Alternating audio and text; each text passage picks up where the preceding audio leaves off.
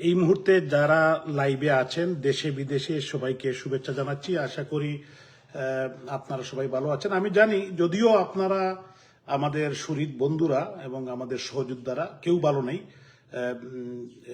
বিনা বিচারে বিনা মামলায় হাজার হাজার নেতাকর্মীকে ভাই বোনদেরকে গ্রেপ্তার করছে, বাড়িঘরে আগুন দিচ্ছে এবং যারা জেল থেকে বেল পাচ্ছেন তাদেরকে জেল গেটে আবার আটকে দিচ্ছে। স্বজনদের আহাজারি জেল গেটে, হামে শিশু মারা যাচ্ছে। তারপরে আমাদের বিশেষ করে যে মেয়ে শিশুদেরকে যেভাবে রেপ এবং খুন, এটা অত্যন্ত ন্যাক্কারজনক। ছিনতাই, রাহাজানি, এটা তো ঘটেই যাচ্ছে বাংলাদেশে। এর মধ্যে দিয়েই 3 মাসের এই ব্যর্থ সরকার যখন দেশে কোনো আইন শৃঙ্খলার নেই, কোন law and order situation deteriorate করতেছে, ডে বাই ডে মানুষ তার আহাজারি করছে, ব্যবসা বাণিজ্য অর্থনৈতিক মন্দা, এবং সরকার যখন ব্যর্থতার পরিচয় দিচ্ছে, সেই মুহূর্তে আমি গতকালকে দেখলাম বিএনপির কেন্দ্রীয় নেতা আসাদুজ্জামান রিপন, যিনি মুন্সিগঞ্জে বাড়ি, এবং উনি একসময় ছাত্র দলের নেতা ছিলেন, কেন্দ্রীয় নেতা ছিলেন, পরবর্তী কৃষক দলের বোধহয় সেক্রেটারি বা প্রেসিডেন্ট ছিলেন। এবার অবশ্যই তার মন খারাপ, আমি যেটা বুঝেছি, যেটা হলো উনি নমিনেশন পান নাই, তার দল থেকে, দল তাকে নমিনেশন দেয় নাই, কোন কারণে দেয় নাই এটা তার বিষয়। কিন্তু একজন জাতীয় লেভেলের রাজনীতিবিদ, উনি কিভাবে বলে যে আওয়ামী লীগের নেতা কর্মীরা যদি আন্দোলন সংগ্রাম করে, তারা যদি রাস্তায় মিছিল বাইর করে, বিশেষ করে ছাত্রলীগের তৃণমূলের কর্মীরা যখন আজকে নোয়াখালীর একটি ইউনিয়ন থেকে যে মিছিল বাইরেছে, সরকার তো গাবড়িয়ে যাচ্ছে, পুলিশ সরে যাচ্ছে, তো পুলিশ হত্যার বিচারের দাবিতে মানুষ যখন সোচ্চার, এবং বিশেষ করে এই যে নারী নির্যাতন, নিপীড়ন, প্রত্যেকটি ক্ষেত্রেই সরকার ব্যর্থতার পরিচয় দিচ্ছে। এর মধ্যে যে একটি ন্যাক্কারজনক বক্তব্য আসাদুজ্জামান রিপন দিয়েছেন, এটা দেখে আমি একজন বাঙালি হিসাবে বা এদেশের একজন নাগরিক হিসাবে আমি খুবই লজ্জিত, এবং ওনাকে ধিক্কার জানাই এই কারণে যে এরকম কথা একজন রাজনীতিবিদ কিভাবে তার মুখ দিয়ে বলতে পারে, যে বিরোধী দলের নেতারা যদি আন্দোলন সংগ্রাম করে, তারা যদি মিছিল করে, তাহলে তাদের বাড়িঘর টয়লেট বানিয়ে দিবে। তো এই স্পর্ধা দেখে যে আওয়ামী লীগের নেতাকর্মীর বাড়ি টয়লেট বানিয়ে দিবে আসাদুজ্জামান রিপন, এটা মনে রাখতে হবে। এটা বাংলাদেশ, 6 ঋতুর দেশ, ঋতু কিন্তু পাল্টায়। 3 মাস হয়েছে বিএনপি ক্ষমতায় এসেছে, এখনো কিন্তু মানুষ বুয়া বুয়া বলে চিল্লাচ্ছে আপনাদেরকে। এটা বুঝতে হবে, কিন্তু সিগন্যাল বুঝতে হবে। তো আপনি যদি মনে করেন যে নমিনেশন বা মন্ত্রী বা কোনো পজিশন পেতে চান, এইটা হলো ডিফারেন্ট কথা, এটা অন্য জিনিস, এটার জন্য হাত পা ধরেন দলের নেতাদেরকে। কিন্তু এরকম একটি অভদ্রভাবে আপনি এটা পারিবারিক শিষ্টাচারের ঊর্ধ্বে উঠে এবং রাজনৈতিক নেতা হিসাবে যে কথা আপনি বলেছেন, অত্যন্ত গর্হিত। তবে এইটা শুধু আমরা নয়, আপনার এলাকার মানুষ, আপনার নির্বাচনী এলাকার মানুষ, আপনার মুন্সিগঞ্জের মানুষ এটাকে মনে রাখবে। আপনার বাড়ির পাশে তো আওয়ামী লীগের নেতাকর্মীরা আছে না? অবশ্যই আছে, তারাও তো আপনার বক্তব্য শুনেছে। তো আমি মনে করি যে এরকম বক্তব্য না দিয়ে আপনি এবং আপনারা কিভাবে দেশের মানুষের জন্য কাজ করতে পারেন এবং মানুষকে সেবা দিতে পারেন, এদিকে নজর রাখবেন। তো যে সরকার 3 মাসের মাথায় ব্যর্থতার পরিচয় দিয়েছে, তারা বিরোধী দলীয় নেতাকর্মীর বাড়িতে টয়লেট বানাবে, এটা অত্যন্ত একটি ন্যাক্কারজনক, এবং আমি মনে করি উনার দলের সিনিয়র নেতৃবৃন্দ এটা দেখা উচিত। এরকম বেয়াদবি কথা যে উনি বললেন, এবং এটা কিন্তু বাংলাদেশের কোনো মানুষ বা সভ্য কোনো মানুষ, মা বোন থেকে শুরু করে সুশীল সমাজ, সাংবাদিক, বুদ্ধিজীবী, কোনো বিবেকবান মানুষ কিন্তু এটা নিবে না, ভালোভাবে নিবে না। এটা ওনার বোঝা উচিত, এবং আমি মনে করি উনি বুঝেই বলেছেন। তবে আমি একটি কথা বলে রাখতে চাই, আমরা তো বেশি খারাপ কথা বলতে পারি না, আমরা ভদ্রলোকের সন্তান। মনে রাখবেন, দিন কিন্তু এরকম থাকবে না। এই দিন নয়, আরো দিন আছে, এই দিন নিয়ে যাবে সেই দিনের কাছে, দিন বদলাবে। দিন যখন বদলাবে তখন কিন্তু মানুষ এগুলার হিসাব নিবে। এজন্য বেফাস কথা না বলে ভালো কথা বলেন, মানুষের কাছে যান, মানুষের কথা বলেন। এবং এই যে হত্যা, নির্যাতন, নিপীড়ন, আপনারা এই দেশটাকে যে ধ্বংস করে দিচ্ছেন, দেশের ইকোনমি ধ্বংস করে দিচ্ছেন, লুটপাট, চাঁদাবাজি, এগুলোর থেকে আপনারা পরিহার করে আপনারা দেশের মানুষের কল্যাণে কাজ করেন। বিরোধী দলকে আওয়ামী লীগের নেতাকর্মী, আওয়ামী লীগ এদেশের জন্মের সাথে আওয়ামী লীগের ইতিহাস জড়িত। আওয়ামী লীগ 1949 সালের 23 জুন আওয়ামী লীগের জন্ম হয়েছে এই অঞ্চলের মানুষের অধিকার আদায়ের জন্য। সো মাইন্ড ইট যে আওয়ামী লীগ সম্পর্কে কোনো কথা বলতে হলে এটা হিসাব করে বলতে হবে। তো আমি মনে করি যে দেশবাসী আপনার এই কথা প্রত্যাখ্যান করেছে, বিবেকবান মানুষ প্রত্যাখ্যান করেছে, আমিও প্রত্যাখ্যান করলাম। আর আমি এর চেয়ে বেশি কিছু বলতে চাই না। আমি মনে করি যে এই কথাগুলার জবাব কিন্তু মানুষ একদিন দিবে।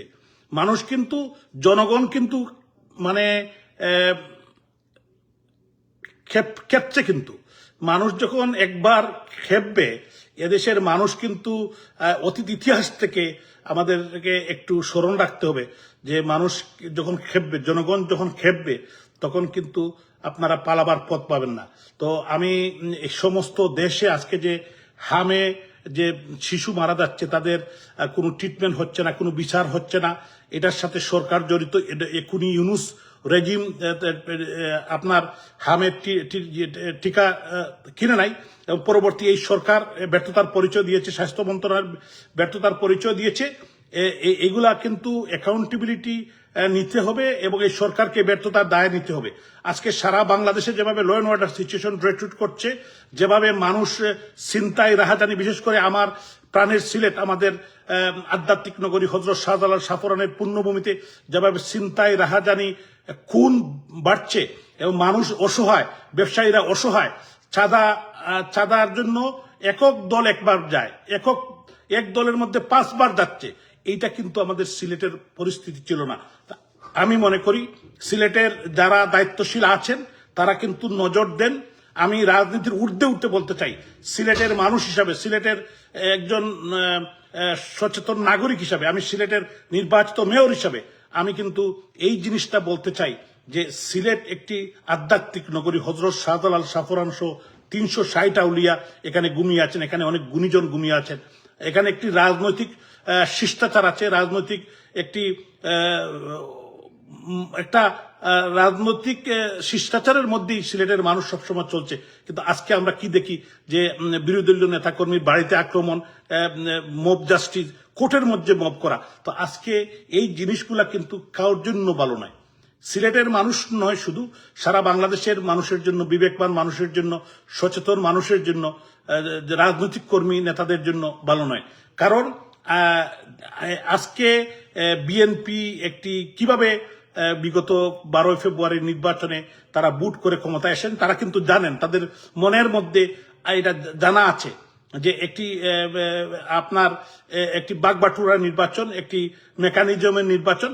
কিন্তু এটা জানার দরকার যে মানুষ কিন্তু আপনাদেরকে বুট দেয় নাই। তো এখন যেহেতু বুট দেয় নাই, আপনাদেরকে বুঝতে হবে এখানে মানুষ কিন্তু আস্তে আস্তে মানুষ কিন্তু তার আসল গন্তব্যে যাবে। এবং মানুষ যখন আসল গন্তব্য যাবে, মানুষ যখন রুখে দাঁড়াবে, বুক পাতে যখন পেতে দিয়ে যখন রাস্তায় দাঁড়াবে, তখন কিন্তু আপনারা কিন্তু পালাবার পথ পাবেন না।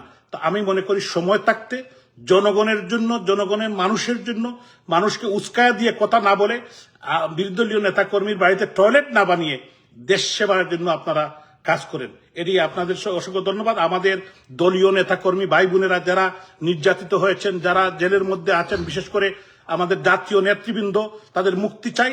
জনাব আমির হোসেন আমু, ডাক্তার দীপুমণি, আসাদুজ্জামান নূর, ব্যারিস্টার সুমন, জুনায়েদ আহমদ পলক, আমাদের সালমান এফ রহমান সাহেব, আনিসুল হক সাহেব, আমাদের ফারুক খান সাহেব, সুলতান মোহাম্মদ মনসুর আহমদ, উপাধ্যক্ষ আব্দুল শহীদ, ইমরান আহমদ সাহেব, আমাদের সিলেটের সাইড থেকে বারবার নির্বাচিত সংসদ সদস্য, এরা কিন্তু এখনো জেলের মধ্যে। এরা বয়োজ্যেষ্ঠ নেতা, এরা অনেক, গাজী গুলাম মোস্তফা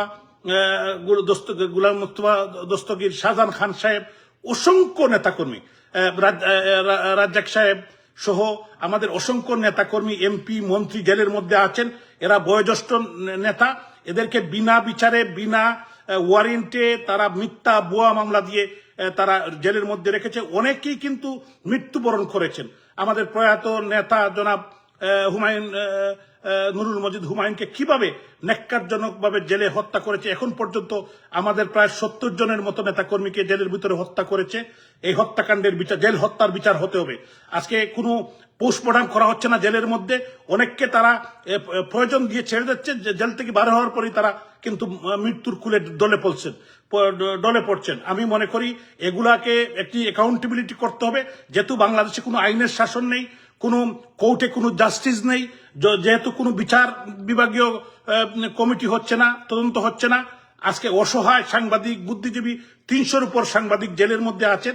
আমি সাংবাদিকদের নিঃশর্ত মুক্তি চাই, জাতীয় নেতৃবৃন্দের নিঃশর্ত মুক্তি চাই, আমাদের লক্ষ লক্ষ নেতাকর্মী যারা জেলের মধ্যে আছে তাদের নিঃশর্ত মুক্তি চাই, এবং বিশেষ করে পুলিশ হত্যার বিচার চাই।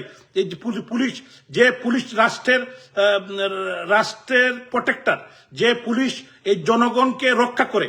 আমরা যখন রাত্রে ঘুমাই, যখন পুলিশ পাহারা দেয়, আজকে পুলিশকে যেভাবে নেক্কারজনকভাবে হত্যা করা হয়েছে এবং জঙ্গিরা হামলা করেছে, যে থানা ফুরিয়ে দিয়েছে এবং তাদের গাড়ি পুড়িয়ে দিয়েছে, তাদের মনোবল ধ্বংস করে দিয়েছে, আজকে পুলিশ হত্যার বিচার হচ্ছে না। যতক্ষণ পর্যন্ত পুলিশ হত্যার বিচার হবে না, ততক্ষণ পর্যন্ত বাংলাদেশে কোনো আইনের শাসন প্রতিষ্ঠা হবে না।